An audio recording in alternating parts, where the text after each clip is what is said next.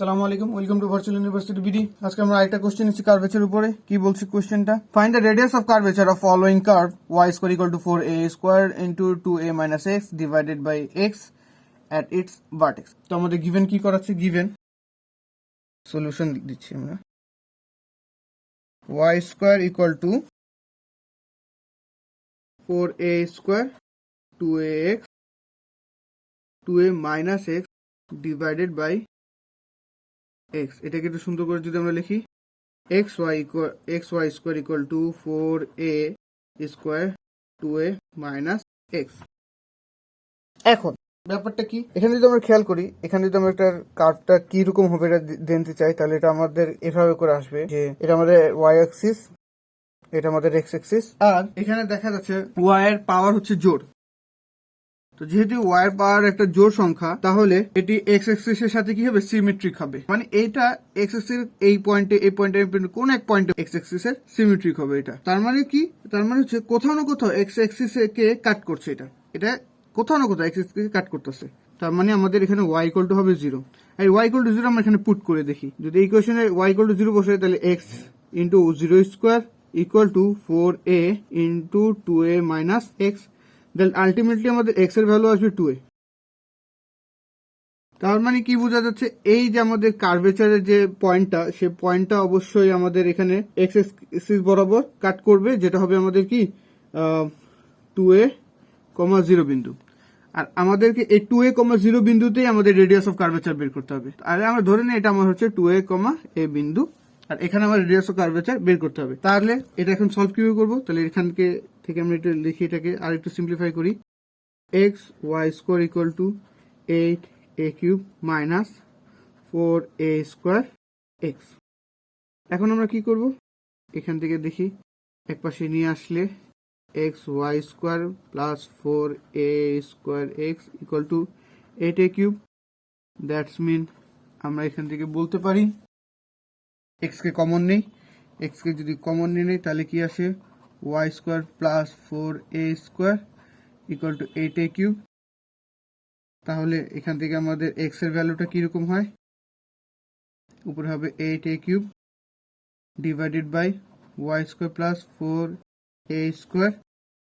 এখন এটাকে আমরা ডিফারেন্সিয়েট করি। এটাকে যদি ডিফারেন্সিয়েট করি, তাহলে কেমন হয়? এখানে খেয়াল করার মতো বিষয় হচ্ছে, এটা টোটালটাকে আমাকে কি মনে মনে y ধরতে হবে। তার মানে আমাদের দেওয়া আছে 1/y, আর 1/y এর ডিফারেন্সিয়েট কিরকম হয় আমাদের? এটা তো কনস্ট্যান্ট, তো কনস্ট্যান্টকে রেখে দেই 8a কিউব। আর এটা ডিফারেন্সিয়েট করতে 1/y এর ডিফারেন্সিয়েট কি? 1/y square. তার মানে এটা হবে ইন্টু 1/y, মানে y square plus 4a square তার হোল স্কোয়ার।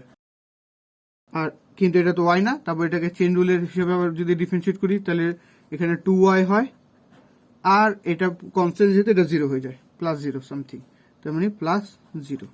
তাহলে এটাকে যদি আমরা একটু ঠিক মতো লিখি, তাহলে আমাদের ব্যাপারটা কিরকম হবে? 16a cube y divided by y square plus 4a square. তার মানে এটা আমাদের আলটিমেটলি আস্তে আস্তে কি ডিডিএক্স করলে, এটাকে ডিডিএক্স করলে তাহলে আমার এই ভ্যালুটা আসবে। সুতরাং ডিডিএক্স অফ y। এখন কথা হচ্ছে, কেন আমরা y এর সাপেক্ষে করব, কেন x এর সাপেক্ষে করব না?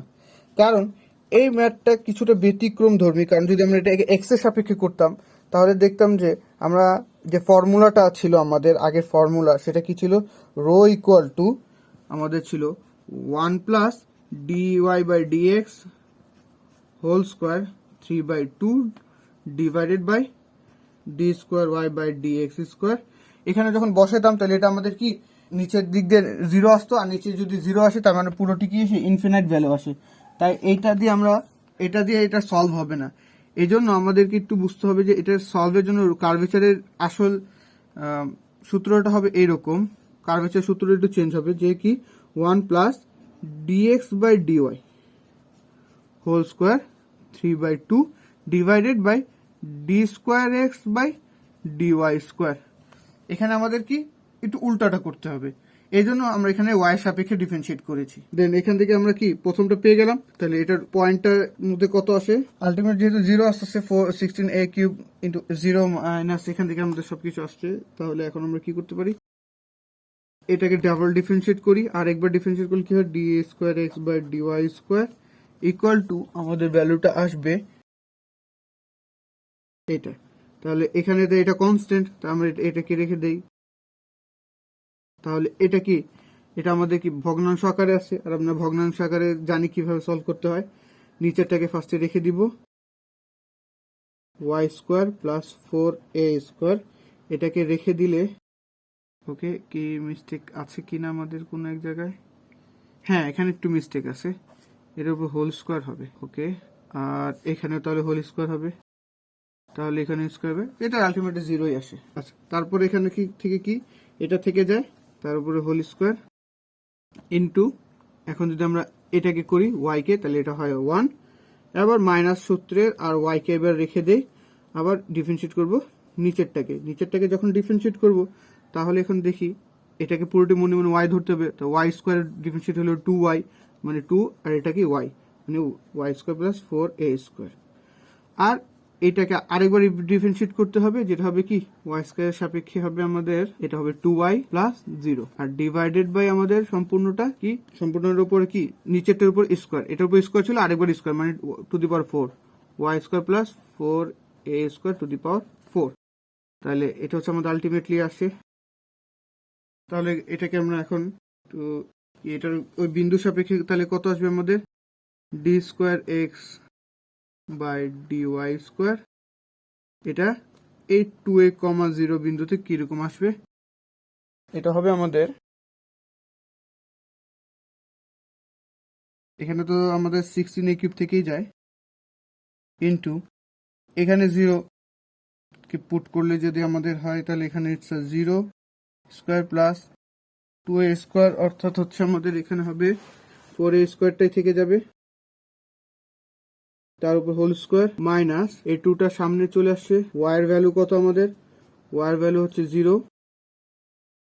তাহলে পুরোটি 0 এইভাবে হয়ে যায়, তবুও লিখে দিই, এটা হবে আমাদের 0 square plus 4a square into 2 into 0, আর নিচেও আমাদের হবে 0 square plus 4a square to the power 4। তাহলে আলটিমেটলি আমরা কি পাবো, আলটিমেটলি পাবো এখানে যে 16a কিউব, উপরে যেহেতু আসছিল, উপরে আসবে যখন আমাদের 4a স্কোয়ার, তার উপরে whole square divided by 4a square, তার উপর হোল টু দি পাওয়ার 4, তাই না। এখন আমরা কি করব, এখান থেকে আমাদের এখানে দুইটা শেষ, তাহলে এখানে থেকে যায় 16a কিউব, এখানে একটা স্কোয়ার, তার মানে 1/16a টু দি পাওয়ার 4, তাহলে এখানে কাটাকাটি করলে থেকে যায় 1/a। এখন আমরা তাহলে ভ্যালুটা বের করে ফেলি, তাহলে আমাদের রো এর সূত্রটা কি ছিল, রো ইকুয়াল টু হবে আমাদের 1 plus dx by dy whole square, তার উপরে 3/2 ডিভাইডেড বাই আমাদের আসবে d square x by d y square. মানটা বসে ফেলি, তাহলে আমাদের আসবে উপরে 1 প্লাস, এটা তো 0, পুরোটি ভ্যালু 0 ছিল, তাহলে 0 তার হোল স্কোয়ার, তার আলটিমেটলি 3/2 ডিভাইডেড বাই 1/a, যেটার ভ্যালু আলটিমেটলি আসছে a। এটাই আমাদের অ্যান্সার। Thanks for watching.